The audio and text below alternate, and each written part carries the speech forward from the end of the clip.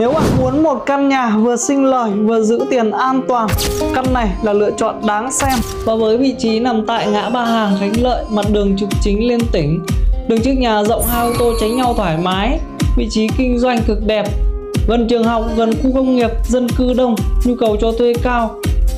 Căn nhà được xây 2 tầng, đẹp kiên cố. Mua về mọi người chỉ việc ở và kinh doanh cho thuê thoải mái, phù hợp với mở cửa hàng văn phòng nhỏ, cho thuê mặt bằng, quán quần áo mọi. Tổng tiền mang lại cho mọi người là 4 triệu một tháng, phù hợp với mọi người mua để ở, giữ tiền và tạo dòng thu nhập hàng tháng.